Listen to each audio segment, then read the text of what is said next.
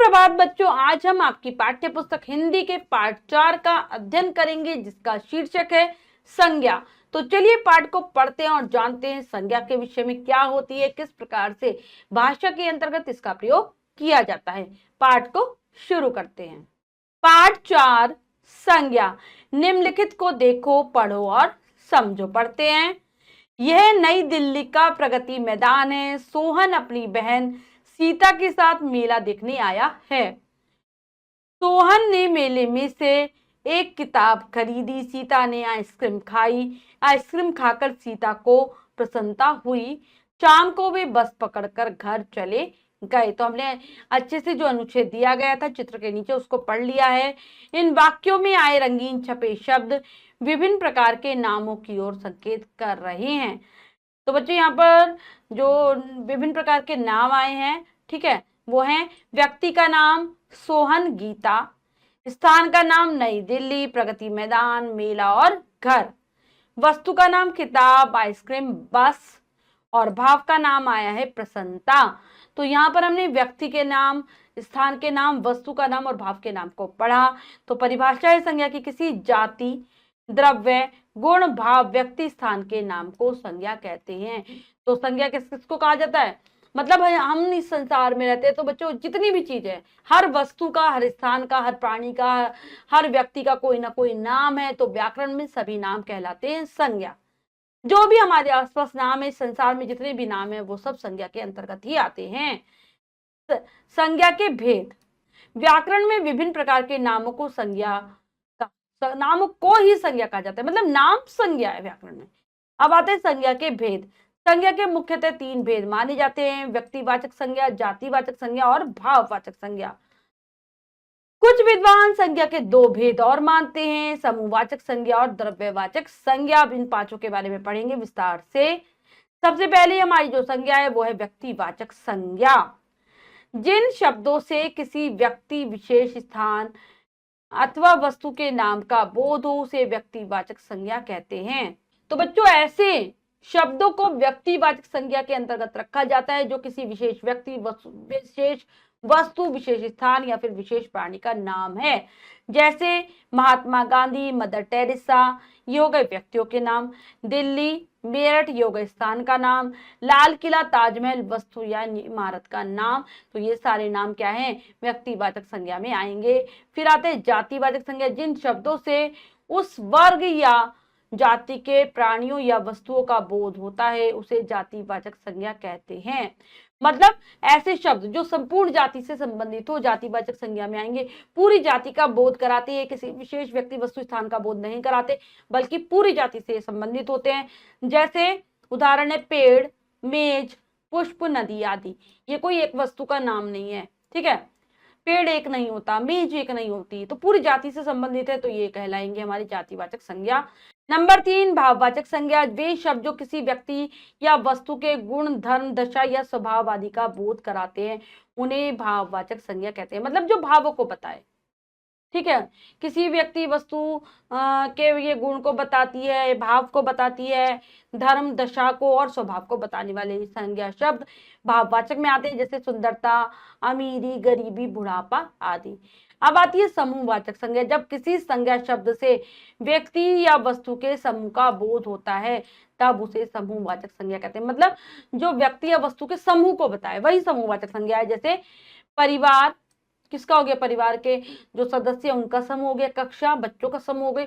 और पुलिस, ये सारे क्या है? समूह के उदाहरण है समूहवाचक संज्ञा के। फिर आती है द्रव्यवाचक संज्ञा। ऐसे शब्द जो किसी द्रव्य, ठोस, तरल, धातु, अधातु पदार्थ का बोध कराते हैं उन्हें द्रव्यवाचक संज्ञा कहते हैं। मतलब किसी द्रव्य के बारे में, चाहे वो द्रव्य ठोस हो, चाहे वो तरल हो, चाहे वो धातु हो, कोई पदार्थ हो, उसका बोध कराने वाले शब्द द्रव्यवाचक संज्ञा होते हैं। जैसे ऊन, चांदी, तेल, लोहा आदि इसके उदाहरण है। अब है भाववाचक संज्ञाओं की रचना। बच्चों भाववाचक संज्ञा कुछ तो अपने मूल रूप में रहती है लेकिन कुछ को बनाना पड़ता है और मुख्यतः निम्न प्रकार शब्दों से भाववाचक संज्ञाओं का निर्माण किया जाता है। तो यहाँ पर दिया गया है कि किस प्रकार से हम भाववाचक संज्ञा बनाएंगे। सबसे पहले जातिवाचक संज्ञा से भाववाचक संज्ञा बनाना। तो जातिवाचक संज्ञा से भाववाचक संज्ञा हम देखते कैसे बनेगी, तालिका के माध्यम से। जैसे भिक्षुक है तो भिक्षा, मजदूर से मजदूरी, शत्रु से शत्रुता और भाई से भाईचारा। कवि से कवित्व और बच्चा से बनेगा बचपन। फिर है सर्वनाम से भाववाचक संज्ञा बनाना। तालिका से जानते हैं सर्वनाम भाववाचक संज्ञा। सर्व सर्वस्व, निज निजत्व, स्व स्वत्व, पराया परायापन। अहम से अहंकार और मम से ममत्व बना है। अब है विशेषण से भाववाचक संज्ञा बनाना। कैसे बनाएंगे देखते हैं। तालिका से विशेषण भाववाचक संज्ञा। मधुर मधुरता, वीर वीरता, सफेद सफेदी, प्यास प्यासा, भला भलाई, चालाक चालाकी। अब है क्रियाओं से भाववाचक संज्ञा बनाना। जानते हैं तालिका के माध्यम से क्रिया भाववाचक संज्ञा। तालिका है ये। जलना जलन, खेलना खेल, थकना थकावट, हंसना हंसी, चमकना चमक और सोचना से सोच बनाए। अब एक क्रिया विशेषणों से भाववाचक संज्ञा बनाना। कैसे बनाएंगे देखते हैं। क्रिया विशेषण भाववाचक संज्ञा।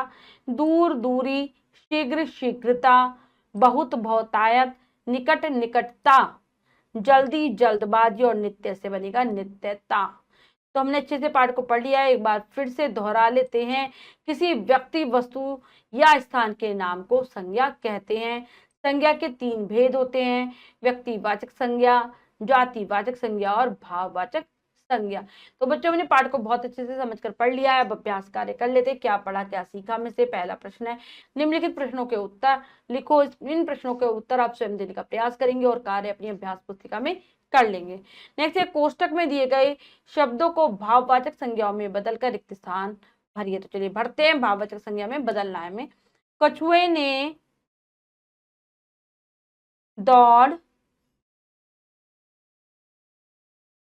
जीत ली।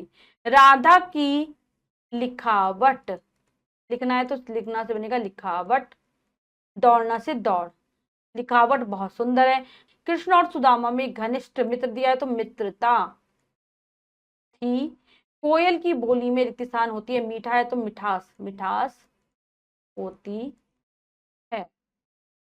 अगला है निम्नलिखित वाक्यों में आए संज्ञा शब्दों को रेखांकित करो। तो चलिए करते हैं। राधा सो रही है तो राधा, सीता सो रही है तो सीता, हमारा घर बड़ा है तो यहाँ पर घर, मीना बहुत सुंदर है मीना, ईमानदारी सबसे अच्छी नीति है तो ईमानदारी, वह महल में रहता है तो महल। निम्नलिखित शब्दों से भाववाचक संज्ञा बनाओ। तो चलिए बनाते हैं। बूढ़ा क्या बन जाएगा, बुढ़ापा, बच्चा बचपन, लड़का लड़कपन, दौड़ना दौड़, लूटना लूट और चोर से हो गया चोरी। बच्चों ने पाठ को बहुत अच्छे से समझकर पढ़ा और अभ्यास कार्य किया। इसके बाद जो भी कार्य है वो आप स्वयं करेंगे सुंदर अक्षरों में अपनी अभ्यास पुस्तिका में। बच्चों आज हमने पाठ के माध्यम से संज्ञा के विषय में जाना। आशा करती हूँ ये पाठ आप बहुत अच्छे से समझ गए होंगे।